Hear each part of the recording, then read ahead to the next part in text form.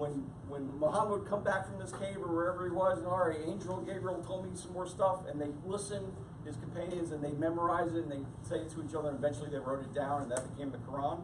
Well, that in the Quran, you don't see a whole lot of, well, you know, what are the specific rules about marriage? And I know the kind of general thing, what the Quran says, but, you know, how does it apply in this? And what does Muhammad like to eat? And what was his opinion on this and that and the other thing?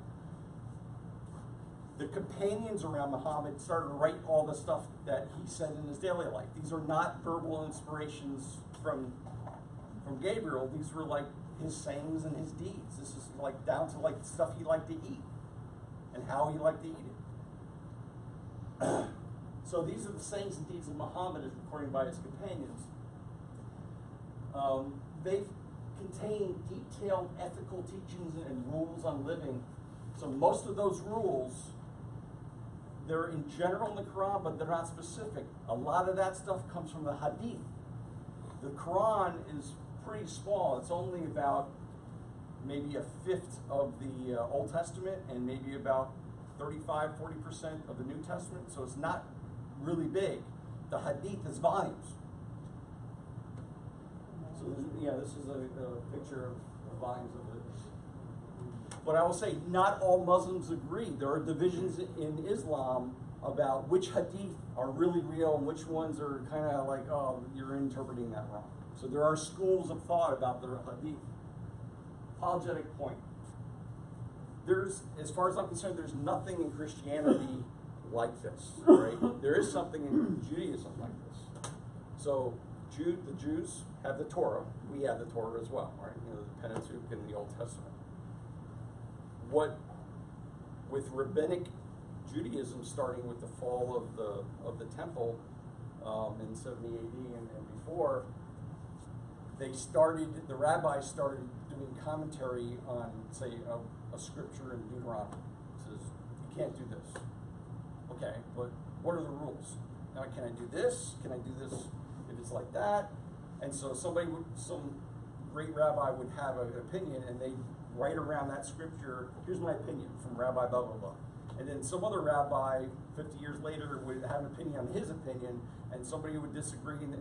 And what you have is the Talmud, which is a collection of this commentary over centuries by rabbis of each individual scripture in the Old Testament, in the Torah.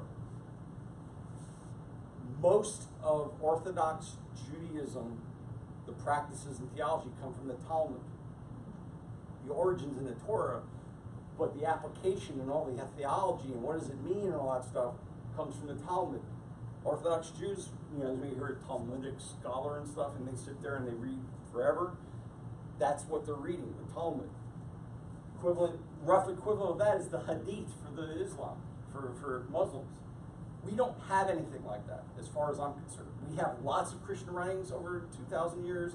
You know, Augustine and the early fathers, and you know, Calvin and John Piper and C.S. Lewis. None of them are even in the cosmic ballpark as inspired scripture.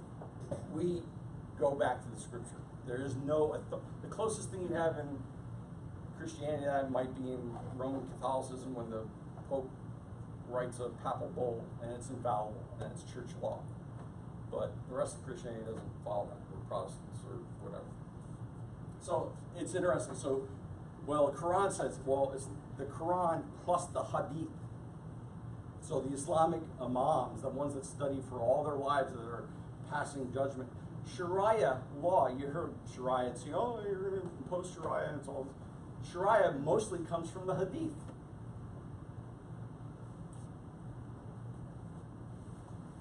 Okay. That was a lot. I don't expect you to remember all that.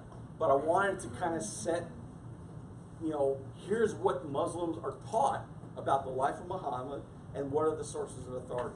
So we talked about Islam was developed in 6th century, you know, 500 range in Arabia. Arabia at the time was polytheistic. Muhammad is viewed as kind of as a warrior prophet. He's not divine, he's not Jesus. He brought a message about the one God and himself as the final prophet. And the Quran are his revelations that he said he got from Gabriel, and they're directly from God to Gabriel to Muhammad, and then out of his mouth. He didn't add anything. That's what Muslims do. During his lifetime, Islam didn't spread very far. I mean, you got Medina, Mecca, oases, and then he died. So it's like Muhammad did not conquer the whole half of the world, like Africa and stuff, in that lifetime. That's another story that we'll have later on. These quote-unquote revelations from Gabriel to Muhammad happened over 23 years, and they make up the Quran. The Hadith is a collection of his sayings and deeds that kind of surround the Quran and help you interpret it and how to live and where are all the rules and so on and so forth. So this is a lot of stuff, but probably you didn't hear most of this stuff before. And hopefully this will whet your appetite for next week, because next week, now that you have this basis, I'm going to go over what they teach as beliefs and practices based on all this stuff. And what you're going to hear is going to sound, sometimes to a Christian ear, it's going to sound like Alice in Wonderland. It's like, this is a familiar thing, but it's completely skewed differently. Where did they get this? Okay? Questions? Does that have to be in Arabic as well? I don't think so. But, I mean, it's written in Arabic. I don't know the answer to that, actually. The Quran does, because there's a heavenly copy, and that's the holy language.